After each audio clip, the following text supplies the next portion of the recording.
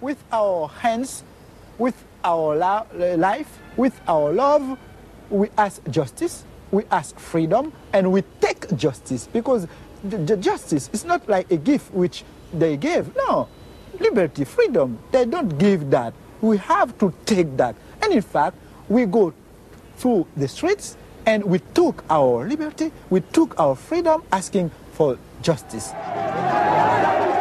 The Roman Catholic hierarchy has never forgiven Father Aristide, the legally elected president of Haiti, whom it regards as a base heretic. For his efforts to chase the moneylenders from the temple, he was banished from his order and forbidden to serve Mass. To the very last, the Vatican was the only foreign power to recognize the military junta that misruled Haiti. And the ground for this, too, was prepared by Mother Teresa. In 1980, she visited the island and accepted the Haitian Legion of Honor Award from Baby Doc Duvalier.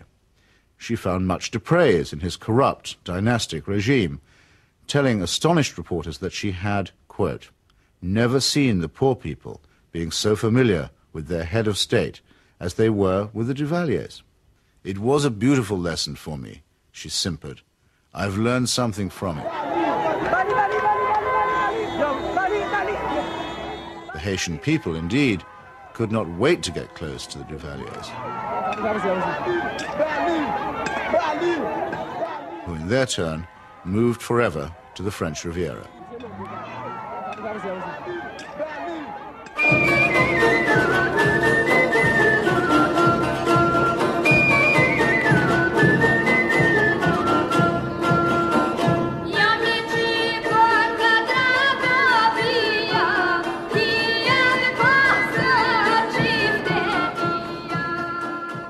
Mother Teresa admires the strength of the powerful almost as highly as she recommends the resignation of the poor. When she visited her motherland of Albania, she appeared to take seriously St. Paul's notorious assertion that the powers that be are ordained of God. The Albanian authorities had proclaimed the world's first officially atheist state. They had persecuted all forms of worship except that of their leader, Enver Hoxha. No whit abashed, Mother Teresa laid a bouquet on Hoxha's tomb. Not content with honoring a Stalinist murderer and despot, she also bestowed a wreath on the monument of Greater Albania, a cause that was once smiled upon by Pope Pius IX and his friend, Benito Mussolini.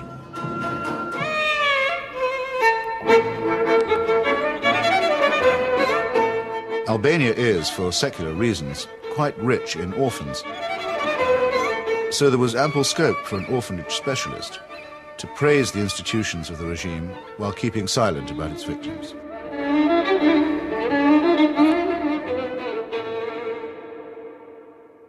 If it sometimes seems that the Saint of Calcutta is never actually in Calcutta at all, this may be because she operates more as the roving ambassador of a highly politicized papacy.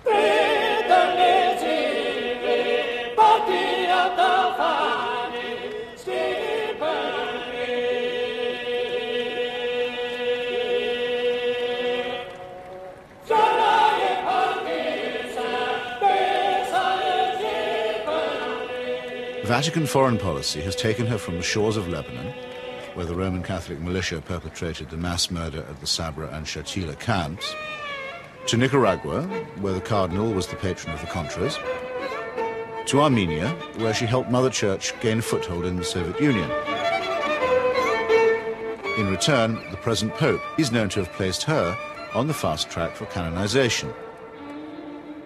This is the kind of politics in which she does indeed get involved.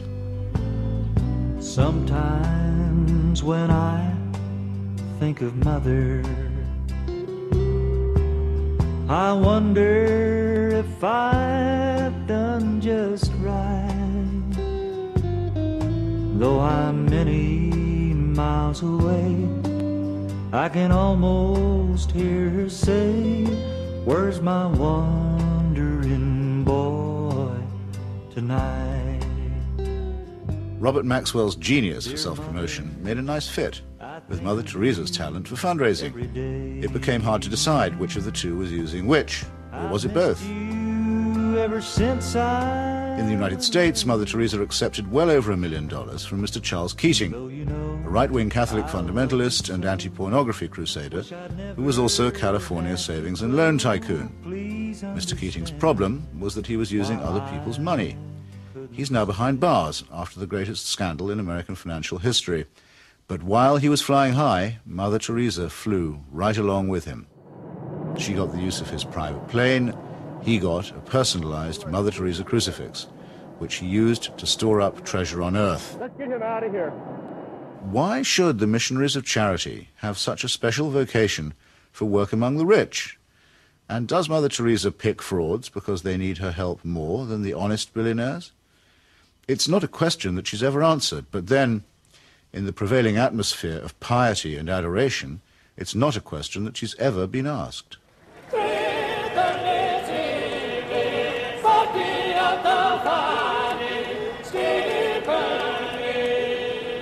The Teresa cult is now a missionary multinational, with annual turnover in the tens of millions. If concentrated in Calcutta, that could certainly support a large hospital, and perhaps even make a noticeable difference. But Mother Teresa has chosen instead to spread her franchise very thinly. To her, the convent and the catechism matter more than the clinic. Now we are in 105 countries and we have 500 convents all around the world, without counting India. Beautiful.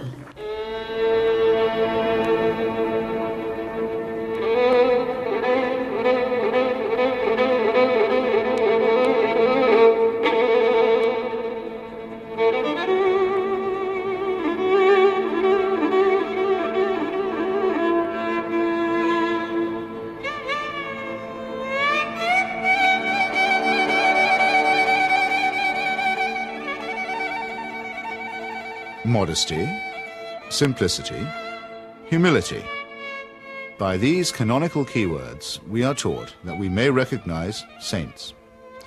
Yet Mother Teresa regards herself as mandated by heaven, which is hardly modest. She lends spiritual solace to dictators and to wealthy exploiters, which is scarcely the essence of simplicity. And she preaches surrender and prostration to the poor, which a truly humble person would barely have the nerve to do. When she speaks about private or public morality, opposing family planning, for example, or defining abortion as quite literally the greatest threat to world peace, she takes on the grim and tedious tones of the zealot and the fanatic. In a godless and cynical age, it may be inevitable that people will seek to praise the self-effacing, the altruistic, and the pure in heart. But only a complete collapse of our critical faculties can explain the illusion that such a person is manifested in the shape of a demagogue, an obscurantist, and a servant of earthly powers.